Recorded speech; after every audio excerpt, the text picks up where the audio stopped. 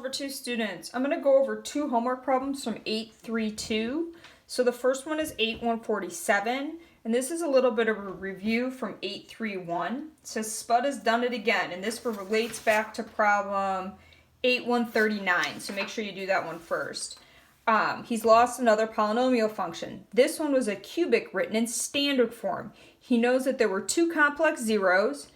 They call them complex zeros. I'd prefer to call them non-real zeros. So -2 plus or minus 5i, and they're non-real because they don't touch the x-axis. And then it had one real zero at -1. So it says, what could his original function have been? So we need to work backwards. So let's start with the non-real zeros. And in problem 8-139, and I'll write that here, there were two ways to go ahead and do that. I'm going to go ahead and do the method of x minus the 0. So if we kind of work backwards, it'd be x minus -2 plus 5i, and then x minus -2 minus 5i, and then this last one's the easy one, x minus a -1, or we know it comes from that factor. So we need to simplify this guy first. So this is really x plus 2 minus 5i, x plus 2 plus 5i. And then like I've said before, I like to use a nice generic rectangle to multiply these zeros together, and then we'll multiply it by x plus 1. So x plus 2 minus 5i, x plus 2 plus 5i. So as we multiply this out, x squared, 2x, 5ix, we get a 2x, a positive 4, 10i. Now here I get a -5ix, -10i, and -25i squared. So now as I go through, you notice that these ix terms cancel, these i's term cancel, and we know that I squared is -1, so this is really a positive 25. So when you multiply those two factors together, you get x squared plus 4x, and 4 plus 25 is plus 29. And to that, we want to multiply it by x plus 1, okay? So then as we multiply this guy out, I get x cubed plus 4x squared plus 29x, multiplied everything by x, not by 1, plus x squared plus 4x plus 29. So when we simplify this polynomial, y equals x cubed, that's this guy, 4x squared, another x squared is 5x squared. Got those ones.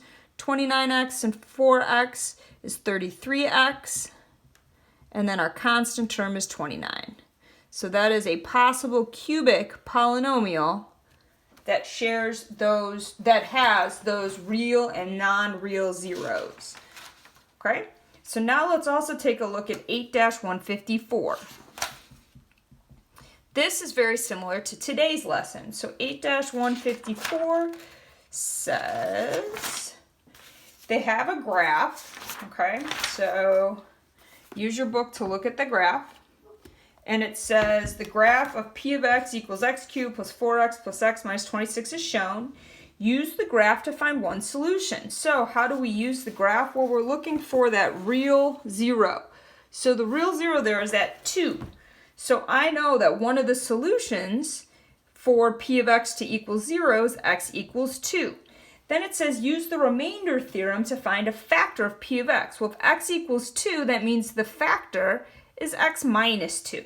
Okay, and there's in the math notes box, they go through the remainder theorem, I believe at the end of lesson 832. So make sure that you read that.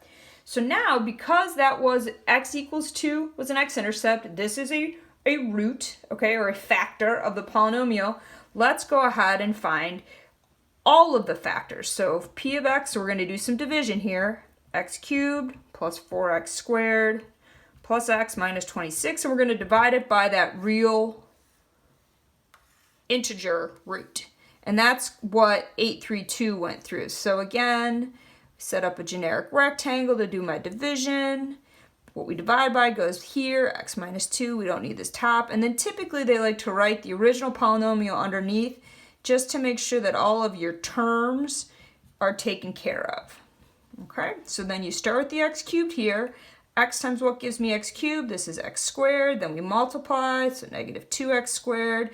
But I want a positive 4x squared, meaning this is a 6x. squared, because they simplified a positive 4x squared, so this is a 6x, and as I multiply negative 12x, but I want a positive x, so that means I need to add 13x. So a 13 times x gave me that 13x and negative 26. So I get here x squared plus 6x plus 13, which I know isn't factorable, so to find the other two roots, I'm going to go ahead and do the quadratic formula here.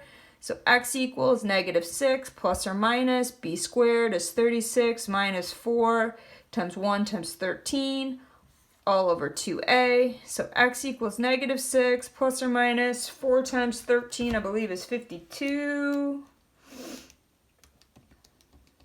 Yep, and then 36 minus 52. So in the radical, I get the square root of negative 16 all over 2. So we know the square root of negative 16 is the same as the square root of 16 and the square root of negative 1. So this turns out to be x equals negative 6 plus or minus 4i all over 2. And of course, I'm running out of space.